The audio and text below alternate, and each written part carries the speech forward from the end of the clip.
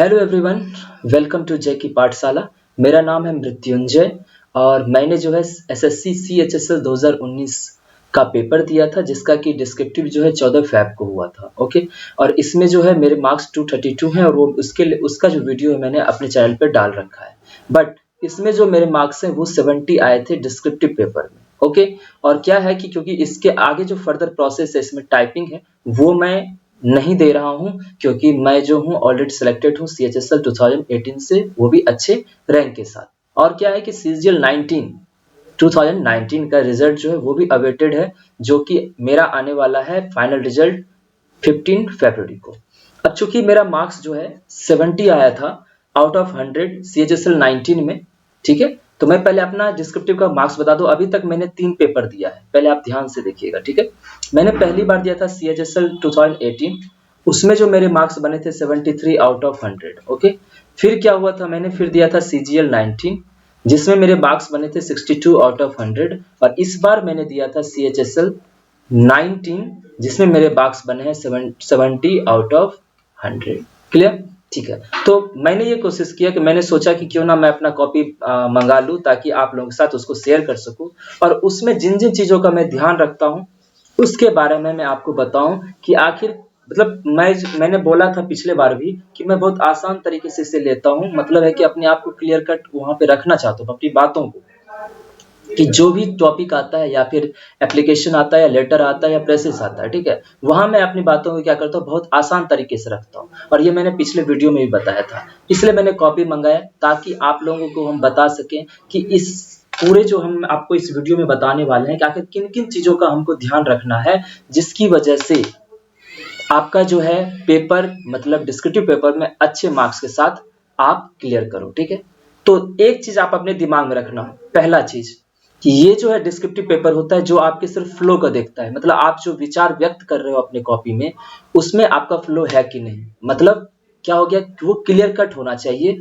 Simple बात, ज्यादा fact की भी जरूरत नहीं है, लेकिन क्योंकि 250 वर्ड में आप कितना फैक्ट जोड़ सकते हो, पहला चीज दिमाग में। दूसरा बात यह है कि ये कोई यूपीएससी का पेपर नहीं है कि जिसमें कि आपका हर एक जो लाइन है उसमें एकदम मतलब होता है जब भारीपन होना चाहिए, ऐसा नहीं है। आप अगर अपने बात को अपने मतलब सामान्य शब्दों में व्यक्त कर पा रहे हो, सिंपल वर्ड्स में लिख रहे हो, और वो बात लगातार फ्लो में आपके कॉपी पे लिखी जा रही है, तो वो जरूर जो है, जरूर से जरूर क्या होता है कि उससे बहुत अच्छा लगता है जो कॉपी आपका चेक करते हैं, और इसी वजह से वो आपको मार्क्स देते हैं। मतलब कि कंटेंट कम, और दूसरा क्या है, साफ सुथरा लिखें, और तीसरा जो पॉइंट है वो है कि आप थोड़ा सा हैंडराइटिंग बना के लिखें।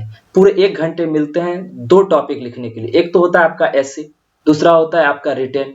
ठीक है, मतलब कौन सा एप्लीकेशन या लेटर, 2 टॉपिक है, 2 टॉपिक मतलब ये 2 चीजें हैं जिसको लिखना है। तो इसके लिए जो है हमको बिल्कुल जो है ना बहुत शांत तरीके से सोच समझ के, बहुत मतलब शब्द को बहुत अच्छे अक्षरों में लिखना है, जिससे कि उसे साफ साफ दिखे। चौथा पॉइंट आप ध्यान रखना। फोर्थ पॉइंट ये मैं कहना चाहता हूं कि आप जो कॉपी लिखते हो, जब आप कॉपी लिखते हो, जब आप कॉपी में कोई ऐसे लिख रहे हो या एप्लीकेशन लिख रहे हो, तो वहां कोशिश करो कि वहां काट छांट नहीं होना चाहिए। अब देखो, काट छांट नहीं होने का मतलब क्या है, मैं क्लियर कट एकदम सिंपल लाइन में आपको बताता हूं कि काट छांट नहीं होने का मतलब है कि अगर गलती भी हो जाए, मान ली एक शब्द भी गलत हो गया, तो मैंने ये फॉलो किया कि मैं उसे काटता ही नहीं हूं। क्लियर, मैं उसे कभी नहीं काटता हूं। ये नहीं हो गया कि मान लीजिए मैंने कोई शब्द गलत लिख दिया, उसे काट के फिर दूसरे बॉक्स में लिख रहा हूं, ऐसा कभी नहीं किया है। ठीक है, तो ये रहा मेरा कॉपी। हम पहले धीरे धीरे कुछ कुछ चीज बता देते हैं आपको, इंस्ट्रक्शन में क्या क्या दिए रहते हैं। आप जब एग्जाम में जाते हो तो डिस्क्रिप्टिव पेपर में क्या क्या चीज का ध्यान रखना है वो मैं पहले बता दूं। तो देखिए, पहला चीज तो ये है कि आपका कॉपी, पहली बात है कि चेक हो। पहला चीज क्या है, आपकी कॉपी चेक हो। चेक हो तो उसके लिए क्या है, चेक होने के लिए 3 चीजें हैं, 4 चीजें हैं, जिसका आपको बिल्कुल अच्छे से ध्यान देना है। देखो मैं बता देता हूँ। पहला काम है, यहाँ देखिए आपको लिखा हुआ, जिन अभ्यर्थियों के प्रश्न पत्र सह उत्तर पुस्तिका पर अनुक्रमांक, हस्ताक्षर, बाएं हाथ के अंगूठे की छाप सब भरे जाए, नहीं तो उसे 0 अंक मिलेंगे। मतलब आप जब कॉपी लेते हो, आपके पास कॉपी मिलता है, तो आप ये 4 चीज सबसे पहले भरें, जिसकी वजह से अगर नहीं भरेंगे तो आपका कॉपी ही चेक नहीं होगा, आप चाहे अंदर कुछ भी लिखे हो।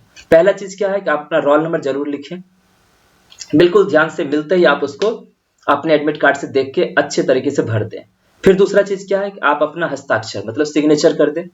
तीसरा क्या है कि बाएं हाथ के अंगूठे की छाप जो होती है वो आप जरूर वहां पे दे दें। वो आपको जो इंस्ट्रक्टर होंगे अंदर में, निरीक्षक, वो आपको आके करवा लेंगे। और अगर नहीं भी करवाए तो आप बिल्कुल ध्यान से, ये मिस नहीं होना चाहिए। और चौथा क्या है, आप किस भाषा में लिख रहे हो, कौन सा लैंग्वेज में आप लिख रहे हो। तो यहाँ देखिए बॉक्स बना हुआ है, इंग्लिश में लिख रहे हो तो इंग्लिश के सामने टिक कर दो, हिंदी में लिख रहे हो हिंदी में। मैंने हिंदी में लिखा था, इसलिए मैंने हिंदी वाले बॉक्स में टिक कर रखा है। पांचवा चीज कि आप जो है कभी भी अटेंडेंस शीट पे मतलब अपना साइन करना ना भूलें, मतलब वहां अटेंडेंस बनाना बिल्कुल ना भूलें, ठीक है। तो ये 5 चीज का आपको ध्यान रखना है। ओके, चलिए अब देखते हैं आगे। अब क्या बोल रहा है यहाँ देखिए कि ठीक है, ये सारा कुछ तो मैंने बता दिया आपको। और दूसरा क्या है देखिए, अब एक और बात है जिसका कि आपको बिल्कुल बहुत ही गजब तरीके से ध्यान रखना, क्योंकि अगर इसमें गलती हो गई तब भी आपको 0 मार्क्स मिलेंगे। क्लियर? एक तो ये है कि आपको ये भरना, ये बहुत सिंपल सा बात है। अब जो लिखा हुआ है उसको हम पढ़ने जा रहे हैं, उसको अच्छे से समझिएगा, क्योंकि इसी के बेसिस पे पिछली बार क्या हुआ था, बहुतों का कॉपी जो है रिजेक्ट कर दिया गया था, उसमें 0 मार्क्स मिलके उसे उसका मतलब रिजेक्ट कर दिया गया, उसको कोई मार्क्स नहीं मिला। ठीक है, देखिए क्या लिखा हुआ है, candidates are strictly prohibited from writing any personal identity. मतलब कि आप अपना कोई भी पर्सनल आइडेंटिटी बिल्कुल नहीं लिख सकते, मतलब अपने बारे में कोई भी ऐसा चीज नहीं लिख सकते जिससे संकेत हो कि आप कौन है। ठीक है, क्या क्या चीज नहीं लिख सकते, नाम, roll number, mobile number, address और एक्सेट्रा डाला है, मतलब कि आगे भी कुछ भी ऐसा लिखे जिससे उनको लगा कि आपने अपना कुछ पहचान बताने की कोशिश की है, तो आपका कॉपी चेक नहीं होगा। क्लियर? तो इस चीज का बिल्कुल ध्यान रखना। अब देखो आगे, तो वह बोल रहा है other than the name and address given in the question. अभी जस्ट आपको एक क्वेश्चन दिखाएंगे हम, जो भी एप्लीकेशन आया था इसमें, उसमें पहले से ऑलरेडी मेंशन्ड है कि आपको आप कौन है। जैसे आप सुरेश है कि महेश है, वो आपको बोला रहता है आप महेश है, तो आप महेश ध्यान रखोगे। जो एड्रेस दिया है उसी एड्रेस को ध्यान रखोगे, उसी को मेंशन करोगे एप्लीकेशन में, उसके अलावा कुछ भी नहीं, उसके अलावा कुछ भी नहीं। समझ में आया? ठीक है, अब चलिए देखते हैं आगे। दूसरा क्या है कि आपको ये बॉक्स मिलता है, मतलब 4 बॉक्स बने रहते हैं, उसी 4 बॉक्स में आपको फिलअप करना होता है।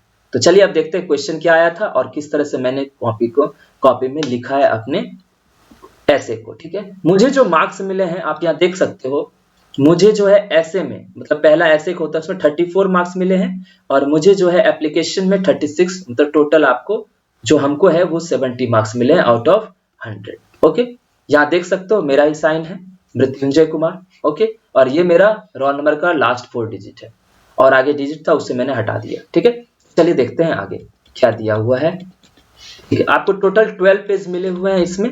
12 पेज में देखो अब हुआ बॉक्स चालू। अब देखो यहाँ पे क्या क्या चीज दिया हुआ है, अच्छे से देखना ध्यान से। आपको बोला हुआ निम्नलिखित कि मैंने हिंदी में दिया था, और कुछ लोग इंग्लिश में भी देते हैं। ठीक है, मैंने बस हिंदी में दिया क्योंकि मुझे एक्सप्रेस करना होता है कि मैं कैसे आसान तरीके से वहां अपनी बात को रख सकूं, तो इसलिए मैं हिंदी में देता हूं, उसमें मैं सहज महसूस करता हूं। ठीक है, अब देखो क्या लिखा हुआ है, भारत में अभिव्यक्ति की स्वतंत्रता, संवैधानिक प्रावधान और सार्वजनिक बहस। अब यहाँ पे बात है कि ये आपको टोटल कितने मार्क्स के हैं, 50 मार्क्स के हैं, और कितने शब्द में लिखने हैं, 250 मार्क्स। और एक चीज समझिए, अगर 250 मार्क्स का, इससे 10% प्लस जो है आप शब्द और यूज कर सकते हैं। मतलब 250 तो ये हो गया, और इसका 10% कितना, 25, मतलब 275 तक आप अगर वर्ड में लिखते हो तो आपकी कॉपी चेक होगी। मतलब नहीं लिखते हो तो ऐसा नहीं कॉपी चेक नहीं होगा, बट 275 वर्ड्स के बाद आपका कोई भी वर्ड्स को काउंट नहीं किया जाएगा। क्लियर हो गया? इस बात समझ में आई? ठीक है, अब देखिए क्या था, अभिव्यक्ति स्वतंत्रता पे लिखना था भारत में, तो अपने देश के बारे में बता रहा था भारत में। उसके बारे में क्या था, संवैधानिक प्रावधान, मतलब अभिव्यक्ति स्वतंत्रता के लिए आपके जो कॉन्स्टिट्यूशनल है उसमें क्या क्या प्रावधान किया गया है संविधान में, और ये सार्वजनिक बहस का कारण क्यों है, मतलब सार्वजनिक बहस में क्यों है कि अभिव्यक्ति स्वतंत्रता क्या होनी चाहिए, जो पक्ष विपक्ष में बात होती है उसके बारे में लिखना था। ठीक है, अब देखना एक चीज कि मैं क्या करता हूं, जब भी मुझे ये मान लीजिए टॉपिक आया था, मैं आराम से 1-2 मिनट का वेट किया, मैं सोचा कि आखिर क्या क्या चीज में हो सकती है। उसका क्या करता हूं, जैसे क्वेश्चन पेपर जो मेरे पास होता है उसके पीछे में या तो पेंसिल या पेन से मैं कुछ कुछ मतलब पॉइंट्स बना लेता हूँ। अच्छा, इस पॉइंट पे मुझे काम करना है, इस पॉइंट के बारे में मुझे लिखना है, ये पॉइंट लिखना है, इस तरह से मैं पॉइंट बना लेता हूँ। तो उसका आप भी ध्यान रखना। और जो कुछ बातें थे एक्स्ट्रा वो मैं पहले ही बोल चुका हूँ कि इनका ध्यान रखना है कि आपको साफ शब्दों में और सुंदर राइटिंग में लिखना है। ठीक है, अब देखिए मैंने कुछ कोई ऐसा, मैं नहीं कहूंगा कि मैं बहुत ज्यादा भारी भरकम लिखा हूं, बट एक फ्लो में और साफ साफ लिखा हूं, कहीं कट कुट नहीं किया है। तो अब देखते हैं क्या मैंने लिखा है, मैं आपको बताता हूं। ठीक है, और इसी तरह से बॉक्स रहेगा और आपको एक बॉक्स में एक ही शब्द लिखना है, समझ गए? तो 1 2 3 4 करके बॉक्स बना हुआ है और यही आपको लगातार चलता रहेगा, ठीक है? तो मैंने क्या लिखा है कि हमारा देश भारत एक लोकतांत्रिक देश है। ऐसा मैंने इसलिए लिखा क्योंकि भारत के बारे में सबसे पहले बोला गया था। अब देखिए, अभिव्यक्ति की स्वतंत्रता, अब जो अभिव्यक्ति की स्वतंत्रता के बारे में बोला तो उस पे मैंने जोर देने की बात की, कोशिश किया कि उस पे कैसे जोर दूं, वो क्या लिखूं। देखो, अभिव्यक्ति स्वतंत्रता किसी भी लोकतांत्रिक देश की बुनियादी अधिकारों में से एक है। क्लियर हुआ? ठीक है, ये मैंने एक पॉइंट आउट करके लिख दिया। दूसरा मैं क्या करता हूँ, ये तो मैं 2019 का मंगाया, बट 2018 का जो CHSL था और 19 का जो CGL था, मैं क्या करता हूँ, जब भी मैं एक ऐसे लिखता हूँ तो उसके ऊपर एक स्लोगन टाइप का या अपना बना लो, या नहीं कहते छोटे सिंपल भाषा में बोलो तो शायरी मतलब हो गया कि उस टॉपिक से रिलेटेड आप कुछ बना के लिख दो। जैसे जनसंख्या पे आ गया, या फिर जैसे लोकतंत्र के बारे में तो लोकतंत्र से रिलेटेड एक शायरी बना के जो होता है ना, लास्ट वर्डिंग करते हुए वो 1-2 लाइन में लिख देता हूँ, ताकि वो लगे कि वो थोड़ा सा मैंने उसे थोड़ा सा हाईलाइट करने की कोशिश की है। ठीक है, अब आगे देखिए क्या लिखा हुआ है। या बुनियादी अधिकार के बारे में बता दिया। फिर देखो, अतएव हमारे देश के संविधान निर्माताओं, दूसरा क्या है, जब हिंदी में लिखता हूं तो उसमें मैं कोशिश करता हूं कि मैं अच्छे अच्छे वर्ड्स का कलेक्शन यहाँ पुट अप करूं। वर्ड्स तो मेरे हाथ में होते हैं, ठीक है, वो मैं अच्छे अच्छे वर्ड्स वहां डाल सकता, जैसे निर्माताओं ये यूज किया। मैं कुछ कुछ वर्ड्स बताऊंगा, जैसे अतएव हो गया, ठीक, अतएव हमारे देश में संविधान निर्माताओं ने इसके लिए संवैधानिक प्रावधान है वर्ड, प्रावधान किया है। तो मैं हैवी वर्ड्स यूज करने की कोशिश करता हूँ, कुछ इस तरह का वर्ड जो कि थोड़ा अलग लगे, यूनिक लगे। हाँ, हिंदी में लिख रहा हूँ, ये नहीं कि सिंपल लिखते जा रहे हैं, मैं आया तू गया ऐसे करके, नहीं। ठीक है, देखो जैसे, फिर हमारे देश के संविधान के भाग 4 में बुनियादी अधिकारों को सम्मिलित किया गया है।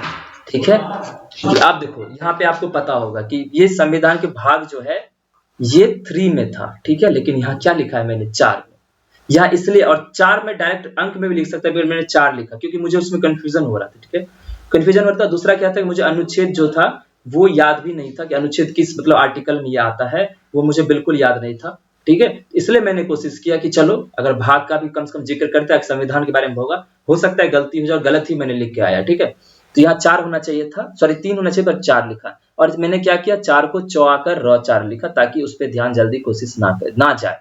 तो वही ऐसा ही हुआ, बट मैंने ऐसे सोचा था, बट ये नहीं सोचा था कि मुझे पता था कि ये गलत तो मैंने लिखा है और वो पॉइंट आउट जरूर कर लेंगे, बट यहाँ पे नहीं हुआ। फिर आगे देखते हैं। तो जो भाग है उसमें ये दिया गया जिसमें अभिव्यक्ति की स्वतंत्रता जैसे अधिकारों को कानूनी रूप दिया गया है। ठीक है, उसको कानूनी रूप दिया गया है, मैंने कानून की तरह संविधान के प्रावधान के बारे में बता दिया। ठीक, आगे देखो, अभिव्यक्ति की स्वतंत्रता अर्थात किसी भी स्थान व समय पर मन स्वरूप, एक वर्ड अच्छा यूज किया है, मन स्वरूप बोलने की आजादी।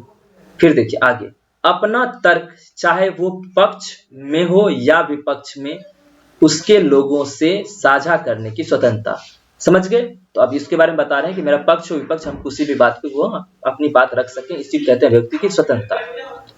हम इसके अंतर्गत अपनी सरकार, समाज या लोगों के विपक्ष होकर अपनी तार्किक भावनाएं व्यक्त कर सकते हैं। मतलब इसके तहत जो हमको जो मिली है कानूनी पायजामा हमको पहनाया गया, हमारे संविधान में हमें जो अधिकार मिला है, उसके तहत हम अपनी सरकार को, समाज या लोगों के पक्ष विपक्ष में अपनी बात रख सकते हैं। क्लियर हुआ? देखिए इसके कई लाभ हैं, जैसे प्रेस व प्रिंट मीडिया को इसके अंतर्गत सभी मुद्दों पर बिना पक्षपाती हुए विचार व्यक्त करने की आजादी है। जैसे प्रेस और मीडिया पे अलग हमारा चौथा स्तंभ है, तो उसको इस पे पक्ष विपक्ष किसी भी बिना पक्षपात होते हुए, बिना किसी साइड का पक्ष लिए हुए आप इसको रख सकते हैं, बात को, इसकी भी आजादी है। हम भारत के लोगों को इसके अंतर्गत, देखिए अंतर्गत वर्ड किए ना, देखिए यहाँ अंतर्गत वर्ड किए, पक्षपाती ये लिखे हम। ठीक है, तो ये सारा वर्ड जो कुछ वर्ड जो अच्छे लगते हैं उसको आप यूज करना चाहिए, ताकि थोड़ा लगे कि आपने हिंदी मतलब थोड़ी लेवल बढ़ा के लिखा है। ठीक है, अपना पक्ष रखने का अधिकार है। अगर, देखिए आगे क्या लिखा हुआ, अगर इसमें कोई भी बाधा आती है तो हम न्यायालय की तरफ रुख कर सकते हैं। अगर हमको इसमें कोई प्रॉब्लम है तो न्यायालय की तरफ जा सकते हैं। एकदम सिंपल वर्ड में देखिए, एकदम फ्लो बनाए हुए हैं। ठीक, आगे देखिए, इसका एक और पक्ष है, अर्थात हमें अपनी इस स्वतंत्रता का उपयोग एक सामाजिक सीमा को लांघकर नहीं करना चाहिए। मतलब इसमें बाउंडेशन भी डाले, अगर हमको स्वतंत्रता मिलती है तो उसका सही तरीके से यूज करना चाहिए, जिससे किसी भी समाज वर्ग या लोगों का मानहानि हो। मानहानि में यूज किया, ठीक है, देख रहे हो, मतलब थोड़े से शब्दों में सब कुछ समझने की कोशिश हम कर रहे हैं, और लेकिन सिंपल शब्द में और एक फ्लो के तहत। फिर आगे देखिए क्या लिखे है, हमारे देश में ऐसे हालात बने हैं जब इसका दुरुपयोग व सदुपयोग किया गया है। दोनों चीजों का यूज किया गया हमारे देश में, तो उस बात को मैंने रखा, जिसकी वजह से ये आज के समय में सार्वजनिक बहस का मुद्दा भी बना है। अब देखिए सार्वजनिक बहस मैंने यूज क्यों किया, इसको मैंने कोशिश किया कि मैं इस पॉइंट तक आऊं, क्योंकि वह सार्वजनिक बहस एक पॉइंट था, संवैधानिक प्रावधान और सार्वजनिक बहस, ताकि लास्ट में सार्वजनिक बहस तक मैं इस बात को लेके आऊं। ठीक है, अब आगे देखिए क्या मैंने लिखा है, अतः किसी भी लोकतांत्रिक देश में इसका महत्व अत्यधिक है। किसका? स्वतंत्रता का अधिकार, मतलब बोलने की आजादी का, तथा वहां के लोगों की जिम्मेदारी भी बढ़ती है कि वे इसका सही रूप में उपयोग करें। एकदम सिंपल शब्द में, मतलब आपको लग रहा है कोई भारी भरकम चीजों का यूज किया, कोई कहीं से मैंने कोई कंटेंट डाला है, बिल्कुल नहीं, बट जो समाज में मैं देखता हूँ उस बात को रखने की कोशिश किया। दूसरा क्या, हिंदी को थोड़ा सा, हिंदी के अच्छे अच्छे शब्दों का यूज किया है और एक फ्लो में लिखा है, ठीक है, और इस वजह से मुझे 34 मार्क्स मिले हैं आउट ऑफ 50। ये मतलब खराब नहीं है, बहुत अच्छा मार्क्स है, क्योंकि 50 में 34 बहुत डिसेंट मार्क्स है, 70 ऑलरेडी एक अच्छा मार्क्स है। ठीक है, अब चलिए अब देखते हैं सेकेंड चीज। सेकेंड चीज क्या आया था, सेकेंड आया था हमारा लेटर, ठीक है। और दूसरा चीज क्या मैं बताना चाहता हूं, अगर आप देखोगे यहाँ पे तो मैंने कितने शब्दों का यूज किया है, कितने, देखो 4 4 8 4 12 4 16 4 20 20 3 23, ठीक है, 23 3 26 26 4 30 4 34 4 38 4 42 4 46 46 3 51, ठीक है, 51 3 54 4 58 4 62 4 66 4 70 4 74 4 78 4 82 82 2 84 4 88 4 92 4 96 96 4 100, ठीक है, 4 4 8 4 12 12 4 16 4 20 4 24 4 28 4 32 32 3 31 2 35 4 39, ठीक है, 39 4 43 4 47 4 51 4 55 55 4 59, ठीक है, 59 4 63 4 67 4 71 4 75 3 78 79 4 83 83 4 87 4 91 4 95 95 4 99 4 103, ठीक है, तो 3 4 3 7 4 11 4 15 3 18 3 21 3 21 4 25 4 29 29 3 32 32 3 35 4 39, ठीक है, तो मैं 239 वर्ड में लिखा हूं, ठीक है, 239 शायद पड़ा है, 239 40 के आसपास मैंने इसे लिखा है, समझ गए। तो वर्ड लिमिट 250 लिखा हुआ था, 250 के अंदर लिखना था, शायद मेरी गलती हो गई है गिनने में, जो भी हुआ होगा, बट मैं सही वर्डों में उसके अंतर्गत ही लिखा है, इसलिए इसका भी ध्यान रखें कि कहीं ये नहीं कि 275 क्रॉस कर गया तो आपका नंबर कट जाएगा, समझ गए, इसका भी आप बिल्कुल ध्यान रखना। आप देखते हैं क्या दिया हुआ था,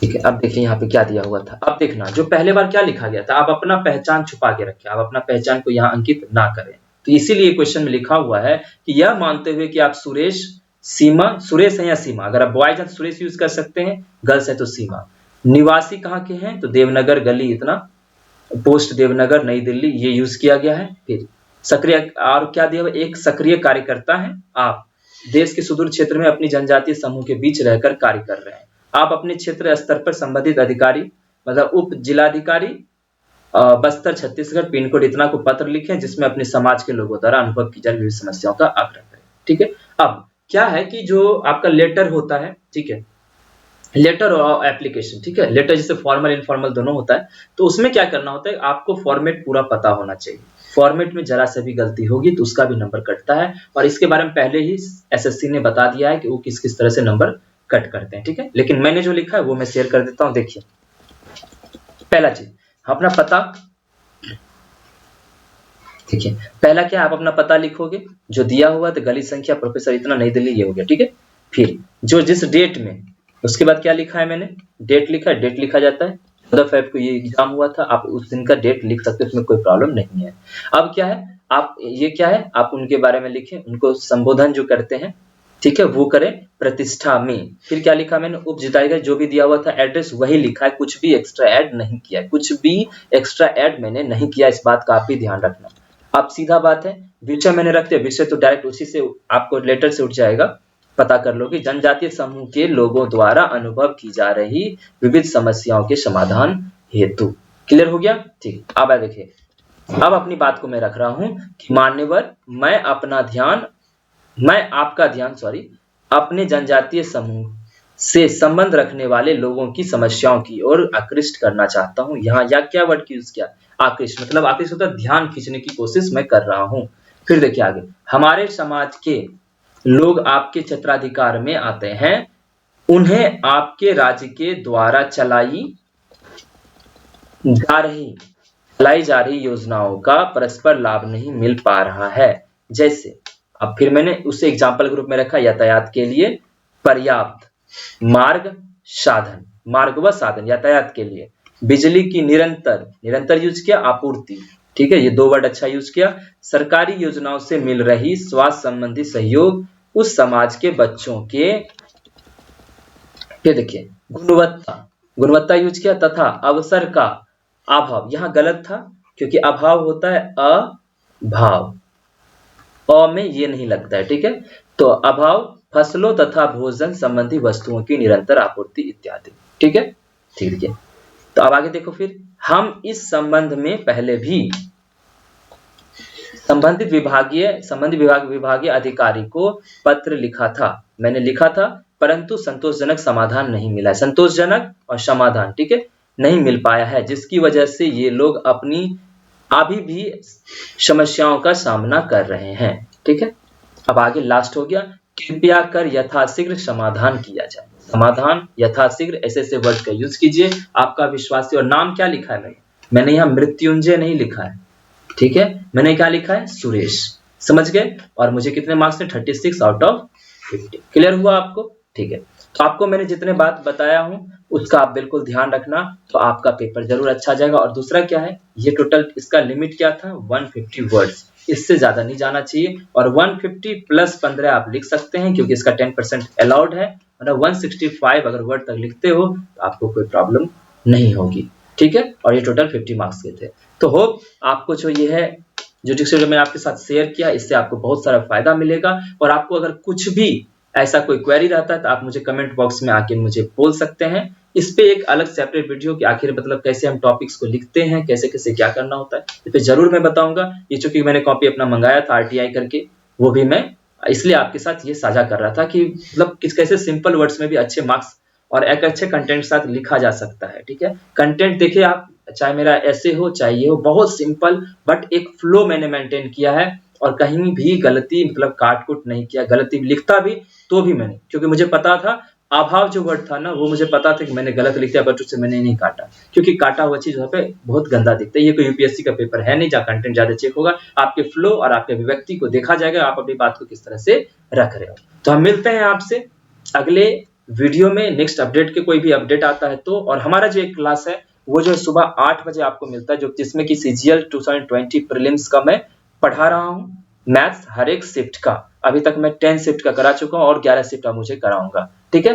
तो आपको अगर हमारा वीडियो अच्छा लगा तो आप जरूर हमारे चैनल को सब्सक्राइब कर लीजिए और इससे जरूर ज्यादा से ज्यादा शेयर कीजिए ताकि और लोगों तक पहुंचे कि वो भी आखिर किस तरह से अटेम्प्ट लेंगे इस पेपर को, डिस्क्रिप्टिव को, ठीक है। चाहे वो सीजीएल का डिस्क्रिप्टिव देने वाले हो या सीएचएसएल का, एसएससी के सारे लगभग एक ही समान होते हैं। तो आप जरूर इसको शेयर कर दीजिए और प्लीज अगर आपको अच्छा लगा हो हमारा वीडियो जरूर इसे लाइक कीजिएगा और सब्सक्राइब करना बिल्कुल मत भूलिएगा। हम मिलते हैं आपसे, तब तक के लिए बाय बाय, शुक्रिया।